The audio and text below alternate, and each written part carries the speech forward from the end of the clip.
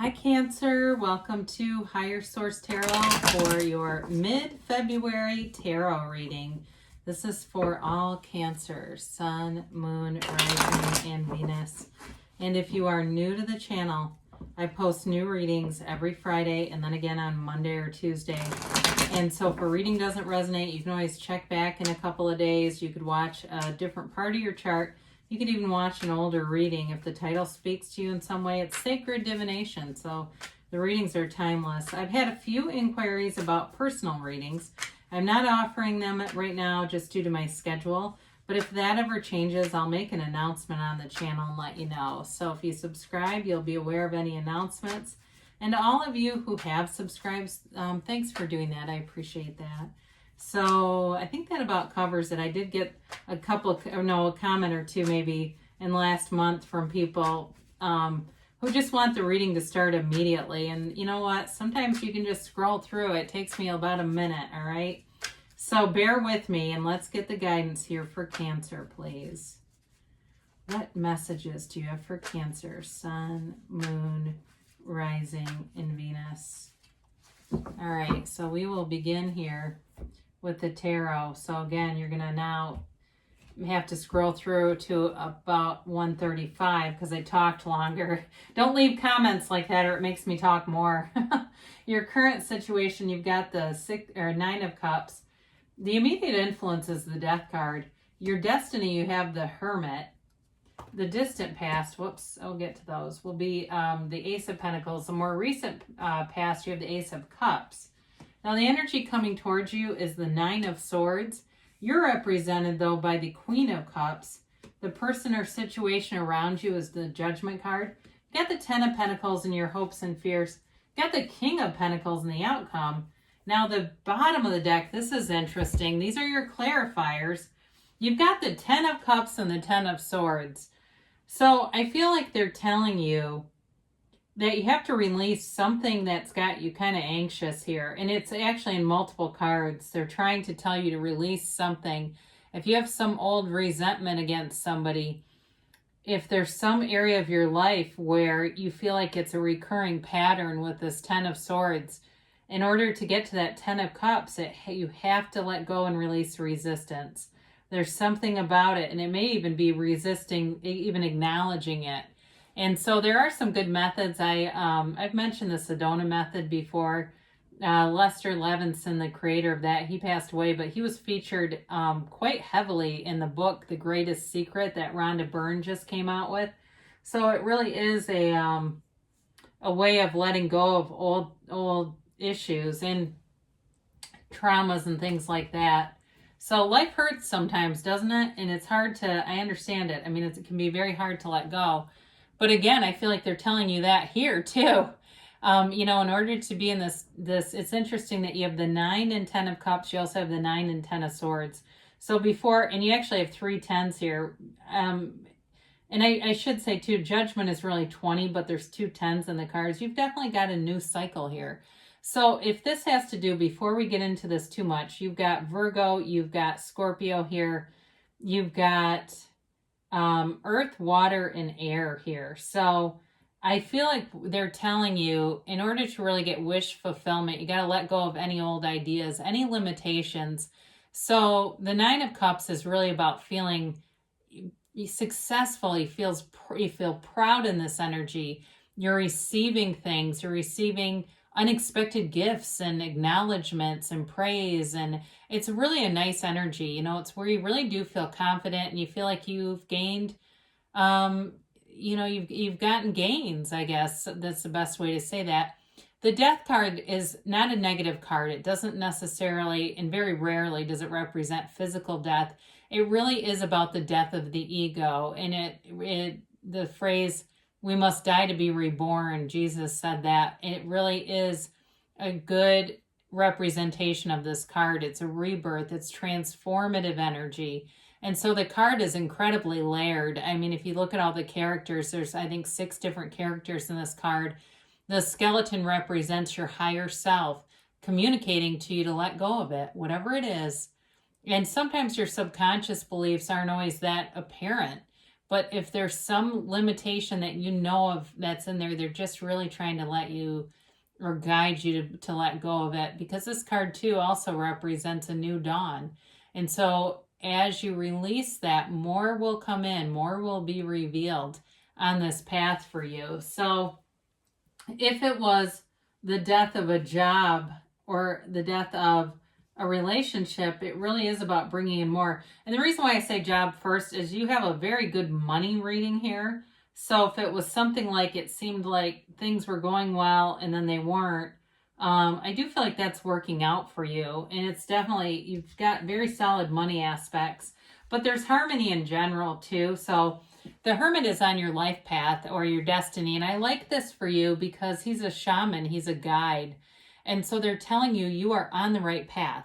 So if there's any second guessing, it's not necessary. You're going in the right direction. It's also too about really getting into those spiritual practices and being able to quiet your mind rather quickly. And if you follow different spiritual teachers, many of them will say they can do it within like a minute, get completely silent and almost be in theta brainwaves. And so for some of you, I don't know if that's something you're into, in terms of your own brain waves and understanding neuroscience and things, because for some reason I do get neuroscience, they say.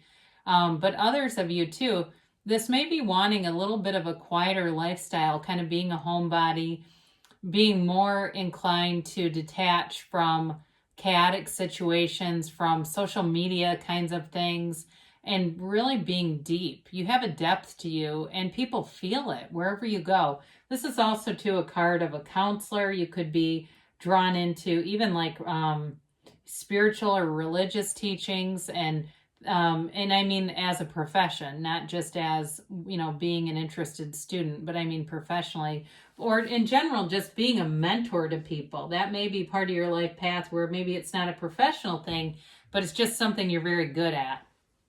So the Ace of Pentacles in the past was a new opportunity here. And it may have felt like it was long term, but I do feel like there's some little hiccup along the way. I mean, generally your reading is very positive, but that Nine of Swords may be just that ego level worrying, and it's unwarranted because this is like a big offer in terms of money, stability, long-term goals, long-term commitment to goals, and achievement. And it's a new chapter, and you actually have it twice. I mean, when you start to look at these two aces, and then even looking at the outcome here, you've got nice aspects long-term for stability in love and in money. So with this, you've got in the more recent past, you may have met someone or felt like you just had a lot of unconditional regard around you. People who maybe you haven't talked to in a long time seem to show up and say, I've never forgotten about this situation and it was so positive in my life, or I've thought about you for years and I've been wondering about you. And especially if you're the Hermit and you're really not huge into social media, they may be scouring Instagram and Facebook and not finding you. This also, though, for some of you, may be a turn of events with a relationship, an intimate relationship. That's very positive. It's somebody really pouring their heart out and saying, I want a long-term commitment here. And also for some, this also may be you being clear about what you want and manifesting or drawing that in. Because I do feel like you have opportunities here, but there's love here for sure. And this is a deep love. It's on a soul level. And it is a commitment. It's somebody that you can be very transparent with, someone that you can be yourself with. You don't have to play games here. So there's something here that brings in a little bit of restlessness with this Nine of Swords. And it may not be this overwhelming anxiety, but I do feel like it could be something about on more that subconscious level where it just seems to kind of get an uptick periodically. And it introduces this restless energy. So maybe you don't sleep well at night, or you have some kind of recurring pattern here. But the nines are the end of a cycle. So for some of you, this may be a time in your life that's transformative and you end this cycle. And that's what they're saying. You hit this and you go, God, here it is again. Now I know what you're talking about. Or you watch this and go, I know exactly what you're talking about. Now you're telling me it's coming again. Guess what? You can use your own free will and deter this. You can do things right now so that you don't feel in this energy cycle. So you have the Queen of Cups representing you, which I absolutely love for you. It's you and your own energy. And it's, you know, she's intuitive. It's you being in tune with the universal source energy. And I feel like you're able to see some things too through a very compassionate lens. So if there's any work left to be done from past hurts, this is a great energy to do it because you can release it very easily here. You're not as attached to that ego level, and so you can let go of things. The ego is the one that holds on with the death grip, right? Your soul doesn't see it the same way. It doesn't see things as a threat. It just sort of sees them neutrally. So this is definitely a kind and loving energy. I also see for some of you, you may be engaging in some kind of like hospitality, maybe having someone over for dinner or bringing dinner to somebody that's in need or something like that. I see you as giving something to people, helping out other people. And that's just sort of your nature anyway. It's in your nature to love. And people feel that. So the situation or person you're attracting, there's Judgment Day here. So it really is a card of being liberated. I feel like you're getting into an energy where you feel free.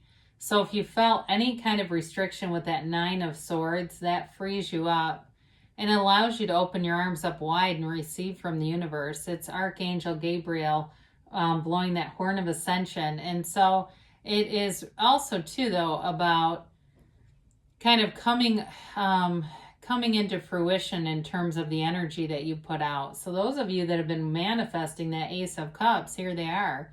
And it may be somebody who is in some kind of a job where they make decisions. Like, you know, I literally mean like Judgment Day in real life. That's their job. Whether they're a judge or they work for a company where they read a lot of claims and stuff. I get that, and they have to like make determinations about stuff. I just feel like they have a very good eye for that. But it's a card of self-mastery. So it's somebody who's mature. This is a mature energy coming towards you. It's not an immature, you know, somebody who's petty or something. Very mature, well-rounded kind of a person. Very good, though, in terms of, like I said, making decisions, very clear-headed. So if that's somebody that, if it's not really their job, they may just be very decisive. But I do feel like, again, it's in the broader sense, that universal energy, and there's, you know, the tens are all over the place. So your hopes and fears, you've got the Ten of Pentacles, and it's a wealth card. So for some of you, if you go, I don't really worry about relationships like that, I'm fine, or I'm fine being single, I'm married, whatever. But I really do like stability in terms of money. Well, here you go. It's harmony for everyone around you. It's getting into this energy field that is robust, it's rich, and it touches every single person around you. It's like you're in flow and on this trajectory that feels really good.